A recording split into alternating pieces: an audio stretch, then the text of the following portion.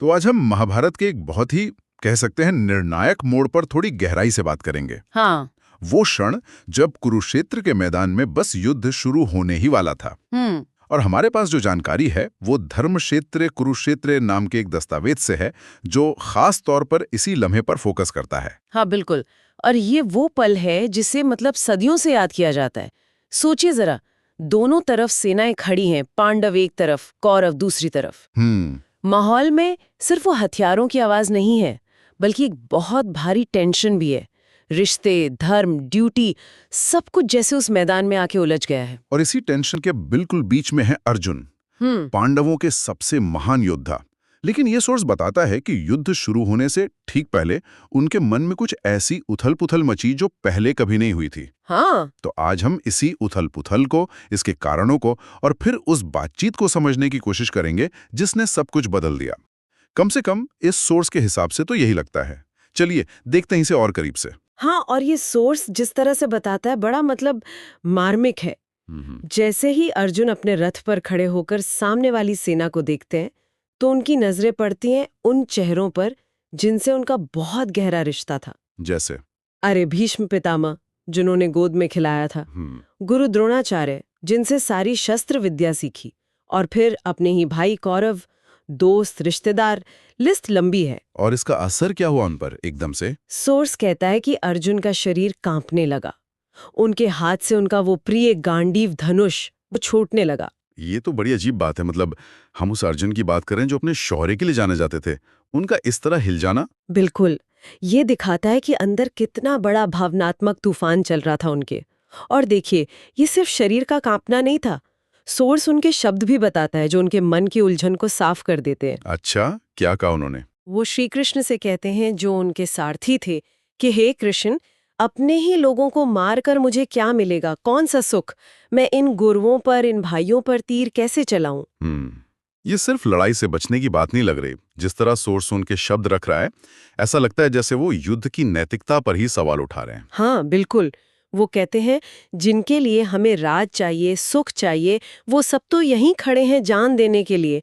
इन्हें मारकर जीने से तो अच्छा है कि मैं भीख मांगकर जी लूं। ये तो एक क्षत्रिय के लिए बिल्कुल उल्टी सोच हुई। हाँ, और यही इस पल को इतना मुश्किल, इतना कॉम्प्लेक्स बना देता है। यहाँ एक तरफ तो है उनका अपना लगाव, अपना स्नेह, और दूसरी तरफ है उनका फर्ज, जिसे उस समय क्षत्रिय धर्म कहा गया। तो ये मानवीय भावनाएं, अपनों से मोह, उन्हें खोने का डर, हिंसा न करने की इच्छा, और उनका योद्धा धर्म जो कहता है कि न्याय के लिए लड़ो, इन दोनों के बीच सीधी टक्कर है। सोर्स इस चीज को बहुत साफ दिखाता है। ये सोचने वाली बात है कि क्या ये सोर्स इसे सिर्फ अर्जुन की अपनी प्रॉब्लम की तरह देखता है, या इसमें कुछ और गहरा, मतलब हर इंसान की दुविधा का इशारा भी है। सवाल तो उठता ही है। देखिए, अर्जुन का तर्क सिर्फ मोह तक नहीं रुकता, वो आगे भी जाते हैं। अच्छा, क्या कहते हैं? वो कहते हैं कि इस युद्ध से तो कुल का नाश हो जाएगा, वर्ण संकर पैदा होंगे, पितरों को पानी देने वाला कोई नहीं रहेगा, सब नरक में जाएंगे। मतलब वो सिर्फ अपना दुख नहीं देख रहे, वो एक पूरे समाज के विनाश की तस्वीर खींच रहे हैं, जैसा वो उसे समझते थे। ये दिलचस्प है। मतलब उनका तर्क सिर्फ इमोशनल नहीं, बल्कि एक तरह से नतीजों पर आधारित है। युद्ध के बुरे परिणाम गिन रहे हैं वो। सही बात। लेकिन यहीं पर, जैसा कि सोर्स बताता है, श्री कृष्ण बीच में आते हैं और यहां से कहानी बिल्कुल पलट जाती है। जो श्री कृष्ण अभी तक सिर्फ सारथी थे, वो अब गुरु बन जाते हैं, रास्ता दिखाने वाले। और यहीं से वो उपदेश शुरू होता है जिसे हम गीता कहते हैं। हाँ, ये सोर्स इसी संवाद को महाभारत की सबसे अहम घटना मानता है। यहीं से भगवत गीता का उपदेश शुरू होता है। और देखिए, श्री कृष्ण अर्जुन के तर्कों को काटते हैं, पर इमोशनल होकर नहीं, बल्कि एक गहरी फिलोसॉफिकल और नैतिक बुनियाद पर। तो शुरुआत कहाँ से होती है? सबसे पहले वो किस बात पर आते हैं? सोर्स के हिसाब से श्री कृष्ण सबसे पहले अर्जुन के दुख की जड़ पर चोट करते हैं, मौत का डर और मोह। वो आत्मा और शरीर का फर्क समझाते हैं। अच्छा। उनका पहला और शायद सबसे मशहूर तर्क यही है, आत्मा न जन्म लेती है न मरती है, ये अजर अमर नित्य है। शरीर मर जाता है पर आत्मा नहीं मरती। हाँ, ये तो बहुत सुना है, पर इसका अर्जुन की उस हालत से क्या कनेक्शन है? सोर्स इसे कैसे जोड़ता है? देखिए, सोर्स दिखाता है कि श्री कृष्ण सीधे अर्जुन की बात का जवाब दे रहे हैं। अर्जुन कह रहे हैं, मैं इन्हें कैसे मारूंगा? और श्री कृष्ण कह रहे हैं, अरे तुम जिसे मारने की बात कर रहे हो वो असल में शरीर है, आत्मा तो अमर है, उसे हथियार काट नहीं सकते, आग जला नहीं सकती। अच्छा। तो एक तरह से ये अर्जुन के दुख की बुनियाद पर ही सवाल उठाना हुआ। अगर आत्मा अमर है तो मौत सिर्फ एक बदलाव है, अंत नहीं। ये नजरिया अर्जुन को उस वक्त की पीड़ा से ऊपर उठाकर एक बड़े शाश्वत नजरिए से देखने में मदद करने के लिए था, ऐसा सोर्स बताता है। तो पहला कदम हुआ दुख और मोह के दार्शनिक आधार को हटाना। इसके बाद अगला तर्क क्या था? इसके बाद सोर्स के मुताबिक श्री कृष्ण सीधे धर्म यानी कर्तव्य पर आते हैं। वो अर्जुन को उनका स्वधर्म याद दिलाते हैं, एक क्षत्रिय का धर्म। स्वधर्म मतलब उनका जो अपना कर्तव्य है। वो कहते हैं, अपने धर्म को देखो, तुम्हें विचलित नहीं होना चाहिए। धर्म के लिए होने वाले युद्ध से बढ़कर क्षत्रिय के लिए और कुछ अच्छा नहीं है। यहाँ धर्म का मतलब समझना जरूरी है। सोर्स इसे कैसे पेश करता है? क्या सिर्फ लड़ना ही धर्म है या कुछ और गहरा मतलब है? इस कॉन्टेक्स्ट में, जैसा सोर्स बताता है, धर्म के कई मतलब हैं। पहला तो साफ है, एक योद्धा हो और युद्ध अगर सही गलत के बीच माना जा रहा है तो लड़ना तुम्हारा काम है, तुम्हारी ड्यूटी है। लेकिन सोर्स इसे सिर्फ वर्ण धर्म तक नहीं रखता। श्री कृष्ण की बातों में ये इशारा भी है कि धर्म का मतलब है सही काम करना, अपना रोल निभाना, चाहे वो कितना भी मुश्किल क्यों ना हो। वो अर्जुन को ये भी समझाते हैं कि अगर तुम इस युद्ध से पीछे हटे तो तुम्हारी बहुत बदनामी होगी। अच्छा। लोग तुम्हें कायर कहेंगे और एक इज्जतदार योद्धा के लिए बदनामी तो मौत से भी बुरी होती है। यानी कर्तव्य सिर्फ अंदर की आवाज नहीं बल्कि समाज में इज्जत और अपनी भूमिका से भी जुड़ा है। सोर्स का इशारा इसी तरफ है। हाँ, और श्री कृष्ण बात को और आगे ले जाते हैं। वो कहते हैं कि अगर तुम ये धर्म वाला युद्ध नहीं लड़ोगे तो अपना धर्म और इज्जत खोकर पाप के भागी बनोगे। ये दिलचस्प है, मतलब कर्म न करना भी पाप है। हाँ, यही तो। कर्तव्य से मुंह मोड़ना सोर्स के अनुसार अपने आप में अधर्म है। तो ये सवाल सिर्फ हिंसा करने या ना करने का नहीं रह जाता। ये सवाल बन जाता है अपनी जिम्मेदारी निभाने या उससे भाग जाने का। ये वाकई बहुत गहरा पॉइंट है। अक्सर हम काम के नतीजे पर ध्यान देते हैं, पर यहाँ काम न करने के नतीजे पर जोर है। सोर्स आगे क्या कहता है?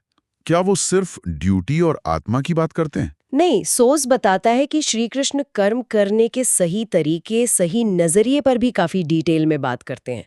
वो निष्काम कर्म योग का सिद्धांत सामने रखते हैं। निष्काम कर्म योग? हाँ, जिसका सार है तुम्हारा अधिकार सिर्फ कर्म करने में है, उसके फल में कभी नहीं। इसलिए तुम कर्म के फल की इच्छा मत रखो और कर्म न करने में भी तुम्हारी आसक्ति न हो। अरे वाह, ये तो बहुत ही प्रसिद्ध श्लोक है। सोर्स इसे अर्जुन की उलझन के हल की तरह कैसे दिखाता है? सोर्स इसे ऐसे जोड़ता है कि अर्जुन का दुख सिर्फ अपनों को मारने का नहीं था, बल्कि युद्ध के नतीजों का भी था। जीतेंगे या हारेंगे, सुख मिलेगा या दुख। श्री कृष्ण कह रहे हैं कि तुम अपना ध्यान सिर्फ काम पर लगाओ, फल पर नहीं। हार जीत, फायदा नुकसान, सुख दुख, सबको बराबर समझकर लड़ो। ऐसे लड़ोगे तो पाप नहीं लगेगा। ये एक तरह से अर्जुन को नतीजे की चिंता से आजाद करके सिर्फ अपनी ड्यूटी पर फोकस करने का रास्ता दिखाता है। तो आत्मा की अमरता, अपने धर्म का पालन और फल की इच्छा के बिना कर्म करना, ये मुख्य बातें हैं जो सोर्स बताता है कि श्री कृष्ण ने कही। इन सब बातों का अर्जुन पर क्या असर हुआ? क्या उनका वो भारी दुख फौरन चला गया? सोर्स के हिसाब से ये धीरे धीरे हुआ, पर हुआ जरूर। श्री कृष्ण के तर्क, उनका विराट रूप दिखाना, जिसका जिक्र भी सोर्स में हो सकता है, पर हमारे पास जो अंश है उसमें शायद नहीं है। और उनके भरोसे के बाद अर्जुन का भ्रम टूटा। अच्छा। सोर्स के आखिरी वाक्यों में ये साफ दिखता है। अर्जुन कहते हैं, हे अच्युत, आपकी कृपा से मेरा मोह खत्म हो गया और मुझे स्मृति मिल गई है। मेरे सारे शक दूर हो गए हैं। मैं आपकी आज्ञा का पालन करूंगा। स्मृति मिल गई है, इसका क्या मतलब? वो क्या भूल गए थे जो याद आ गया? यहाँ स्मृति का मतलब शायद अपने असली रूप यानी आत्मा और अपने कर्तव्य, क्षत्रिय धर्म का ज्ञान है। मोह और दुख के कारण वो पल भर के लिए इसे भूल से गए थे, अपनी भावनाओं में बह गए थे। श्री कृष्ण की बातों ने उन्हें उनके उस असली ज्ञान और ड्यूटी की याद दिलाई, जिसे वो जानते तो थे पर कंफ्यूज होने की वजह से भूल गए थे।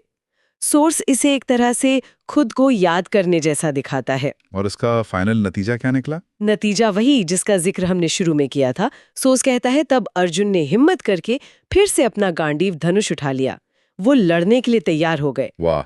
उनका दुख, उनकी उलझन खत्म हो चुकी थी और वो कर्म करने के लिए बिल्कुल तैयार थे। और इसी के साथ सोर्स के अनुसार महाभारत का वो महान युद्ध शुरू हुआ। तो ये पल सिर्फ युद्ध की शुरुआत नहीं है, बल्कि एक गहरे अंदरूनी बदलाव का भी प्रतीक है। एक योद्धा जो हथियार डालने वाला था, वो अब पूरी हिम्मत से लड़ने को तैयार है। और ये बदलाव उस बातचीत से आया जिसे गीता कहा गया। बिल्कुल। और सोर्स इस लम्हे को न सिर्फ अर्जुन के लिए बल्कि पूरी दुनिया के लिए अहम मानता है, क्योंकि इसी बातचीत से गीता का ज्ञान दुनिया के सामने आया, ऐसा उसका दावा है। ये दिखाता है कि कैसे एक इंसान का संकट एक बड़ा ज्ञान सामने लाने का जरिया बन सकता है। तो हमने धर्म क्षेत्र कुरुक्षेत्र के इन हिस्सों से देखा कि कैसे युद्ध के मैदान में अर्जुन एक बहुत गहरे भावनात्मक और नैतिक संकट में फंस गए थे। अपने ही लोगों पर हथियार चलाने की मजबूरी ने उन्हें उनके कर्तव्य से डिगा दिया था। हाँ, उनकी वो जो उलझन थी वो निजी लगाव और तयशुदा कर्तव्य के बीच टकराव का एक बेहतरीन उदाहरण थी, जैसा सोर्स ने दिखाया। लेकिन श्री कृष्ण के हस्तक्षेप ने हालात बदल दिए। आत्मा की अमरता, अपने धर्म की अहमियत और बिना फल की इच्छा के कर्म करने की सीख, इन सब ने अर्जुन को उनके मोह और दुख से बाहर निकाला। ये जो पूरी कहानी है, जैसा सोर्स इसे बताता है, ये हमें एक बुनियादी सवाल पर सोचने को मजबूर करती है। हाँ, और वो सवाल आज भी उतना ही जरूरी है। जब हमारी अपनी भावनाएं, हमारे लगाव, हमारी इच्छाएं, हमारे तयशुदा कर्तव्यों या बड़ी नैतिक जिम्मेदारियों से टकराती हैं, जैसे अर्जुन के साथ हुआ, तो सही रास्ता कैसे चुना जाए? सोर्स हमें श्री कृष्ण के जरिए एक नजरिया दिखाता है। भावनाओं से ऊपर उठो, हमेशा रहने वाले सच और अपने तय कर्तव्य पर ध्यान दो। लेकिन क्या ये हमेशा मुमकिन है? और क्या तय कर्तव्य हमेशा साफ होता है? ये वो सवाल है जिसे ये कहानी हमारे मन में छोड़ जाती है, जिस पर हम अपनी जिंदगी के हिसाब से सोच सकते हैं।